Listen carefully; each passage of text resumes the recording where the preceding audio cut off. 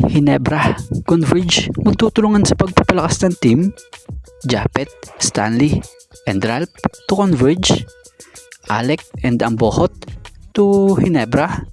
So bago nga natin talakayin yan, shoutout muna dito sa mga solid nating ka-teammate na sila JJ Sibum, Larry Lumibaw, Scout Ranger, Jeffrey Liwanag, and Wilson Custodio. So nakakagulang itong ating tatalakayin ito bagamat rumors, pero syempre shocking pa rin na to. So base sa post ni PBA Talks, credit po, Converge and Hinebra can help each other with this trade. So batay sa nakita nating nakapaloob rito So this PBA off-season nga raw ay dito yung ground sa maraming speculation about sa mga potential trades.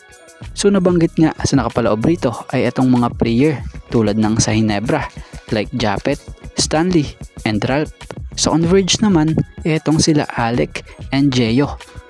So batay sa nakapaloob rito need ng Hinebra or wake up call na nga raw sa Hinebra etong naging campaign nila nito lang 2024 kung saan na-expose nga raw po ang kahinaan ng mga player ng Hinebra like Japet and Stanley na mga veterano na talaga. So kung makakakuha nga raw ng mas bata ang Hinebra ay babalik yung team or babalik sa team yung explosiveness na gaya ng dati. Kung ipapasok raw itong si Alex Tack dito sa Hinebra, magiging malaking tulong nga raw ito sa depensa at magaling ring gumawa ito ng mga puntos or opensa. Bukod dyan, ito yung bata pa na kayang magbigay ng energy sa team. Magaling mag-set ng play at matatawag nga raw pong player na game changer. Ito namang si Jeyo Ambohot sneaking a good big man who can stretch the floor with his developing 3-point shot. So ganito nga raw yung forward na need at mas kailangan na makasama sa loob nitong si Sistan para sa Hinebra. So ito naman daw si Japet Aguilar ito yung Pampanga native talaga and would be perfect fit for Converge nga raw. He bring a championship experience.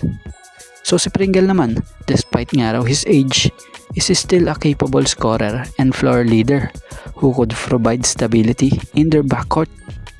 So on this paper nga raw, this trade seems like a win-win. So para naman sa opinion natin win-win trade ba talaga? Kung tutuusin lugi ang Hinebra dito. So magbibigay nga lang po tayo, paalala lang ng kaunting reaction at opinion about sa nabasa natin ito. Dahil si Japet ika nga dito ni Coach Tim Cone, parang nga raw hindi ito tumatanda dahil sobrang athletic pa rin raw. Yung Stanley Pringle naman bagamat may edad na, pero andun pa rin yung mga laro niya. Still feel like a young nga raw po. Yung shooting at galawan andun pa. At yung Ralph ko naman, bata pa ito at marami pang araw po pwedeng ma-improve pa ito. So mataas nga rin ang IQ na ito sa basketball. So kung tatagal pang araw ito sa Hinebra, mas gagaling pang araw po ito. So yung Alex Tack naman, okay na rin to sa Converge dahil fit naman ito. Dito, biro mo naman, nag-average to this Philippine Cup ng 21.18 points per game, 4.82 rebounds per game, and 3.36 assists per game. So dyan pa lang maganda na yung compliment niya sa team at sa teammates niya dahil nakakapag-provide siya ng ganito kagandang stats. Yung Jeyo Ambohot naman, ito'y sayang kung lagi lang sana pinapasok ito at hindi binabangko sa Converge. Dahil ito yung forward na may outside and inside shooting Kung tutuusin bigyan lang to ng mas mahabang minuto ng team na ito. Laki na magiging pakinabang nito at kayang iambag nito. Dahil mataas yung IQ din niya pagdating sa laro. At magaling pa rin talaga. Kaya lang, dahil kalaban ng minuto, mas niya napapakita yung totoong laro niya. Kaya naman para sa atin or sa akin, itong trade rumors na ito, hindi fair ito or hindi fair trade ito. Pero kayo, ano opinion nyo?